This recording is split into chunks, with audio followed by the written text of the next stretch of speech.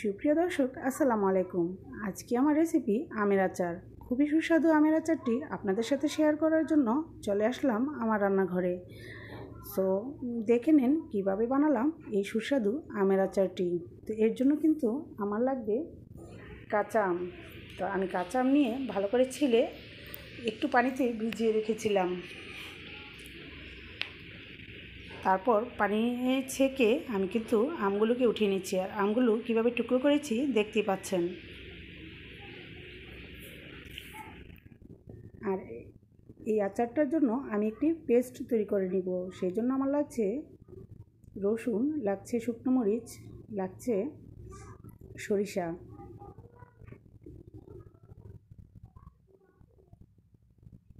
এবার এগুলো একসাথে ব্লেন্ড করে নিব। আমার যতটুকু প্রয়োজন হবে ততটুকুই কিন্তু পেস্ট আমি ব্যবহার করব। আর ব্লেন্ডার করার সময় ভিনেগার দিয়ে ব্লেন্ডার করতে হবে, পানি কিন্তু দেওয়া যাবে না।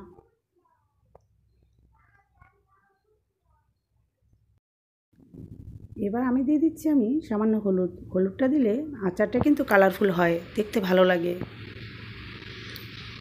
এবার দিয়ে দিচ্ছি পেস্ট, যে পেস্টটা আমি একটু আগে করে রেখেছিলাম। এখানে টেবিল চামচে 2 চামচ দিয়েছি। দিয়ে দিচ্ছি সামান্য পাঁচফোড়নের পাউডার, দিয়ে দিচ্ছি জিরের পাউডার,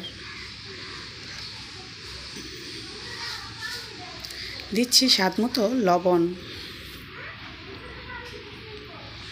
দিচ্ছি চিলি ফ্লেক্স, শুকনো মরিচ গুঁড়ো করে নিয়েছি, দিয়ে দিচ্ছি স্বাদ মতো চিনি, দিয়ে দিচ্ছি ভিনেগার।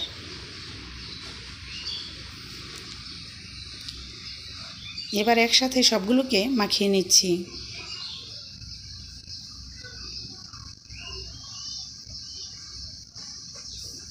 হাত দিয়ে ভালো করে মাখিয়ে নিতে হবে।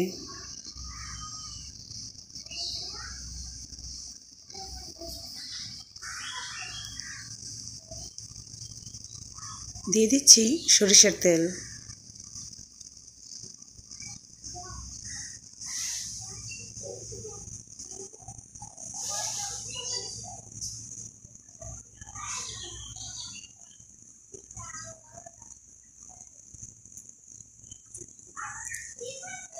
এবার চুলায় বসিয়ে জাল করে নিব।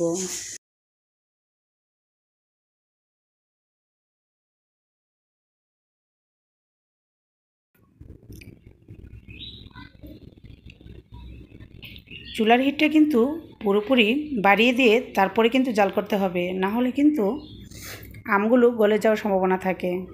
তো আমার জাল করা শেষ, আমি চুলাটাকে নিভিয়ে দিয়েছি। আর যে পানিটা আছে সেটাকে কিন্তু আমি রোদে শুকিয়ে তারপর একদম শুকনো করে নিব। তো আমি রোদে দিয়ে দিয়েছি। আপনার ইচ্ছে করলে চুলায় পুরাটা কিন্তু পানি শুকিয়ে নিতে পারেন, কিন্তু চুলায় শুকালে পানিটা কিন্তু আমটা গলে যাবে। সো শুকনো হয়ে গিয়েছে, দেখতে পাচ্ছেন কেমন হয়েছে। আমি কিন্তু বয়মে ভরে নিচ্ছি। সো ভিউয়ার্স, ভিডিওটি ভালো লাগলে অবশ্যই লাইক, কমেন্ট, শেয়ার করবেন। সাবস্ক্রাইব করে পাশে থাকা বেল আইকনটি ক্লিক করে দিবেন। আর এখন আমি দিয়ে দিচ্ছি সরিষার তেল। সরিষার তেলটা ওপরে দিলে আস্তে আস্তে কিন্তু পুরো আচারে ছড়িয়ে যাবে।